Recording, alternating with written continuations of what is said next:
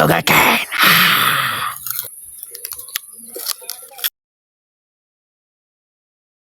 What's up guys? For today's video ay magmumukbang tayo ng sugarcane. Sugarcane. So challenge, so dapat ngipin lang yung gagamitin para babalatan nito.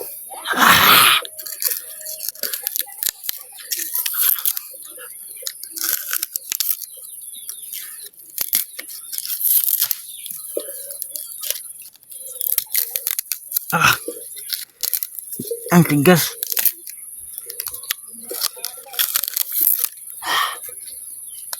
Let's go. Let's go.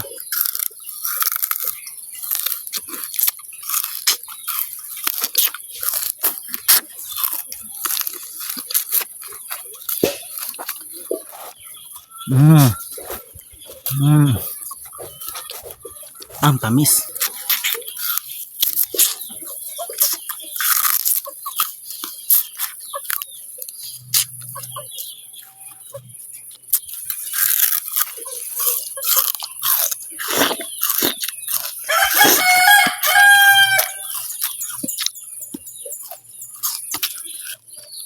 Alam niyo ba saan ito nanggaling dyan? Oh? Nuwa ko.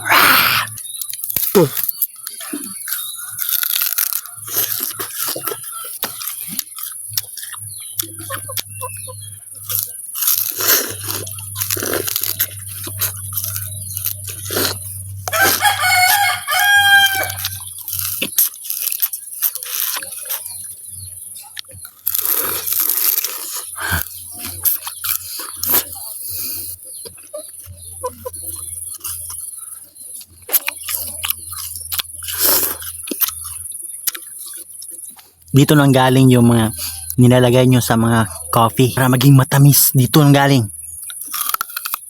Saka yung iba, pinoproseso din gawin ng gasolina. Yung ano, nilalagay sa airplane. Ito yun, dito nila kinukuha.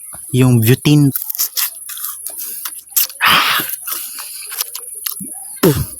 Maraming gagawin.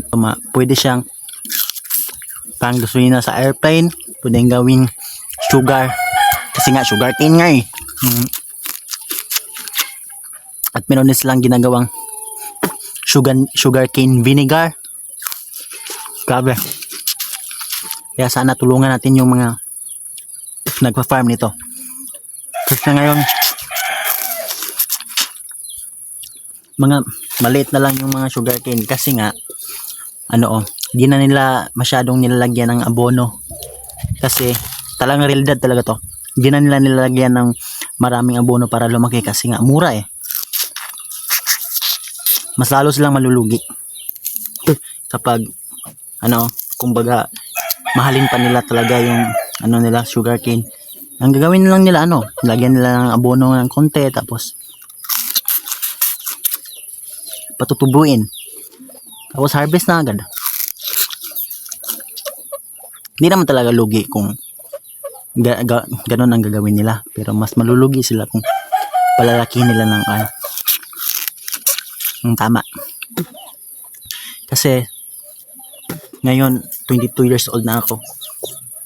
Ngayon lang ako nakabalik dito. Maliit na talaga yung mga sugarcane nila. Dati around 7 years old ako.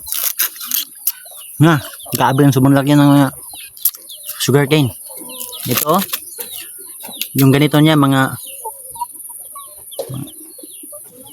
double, kasi nga mahal pa, nilalagyan nila ng abono. Yun lang guys, thank you.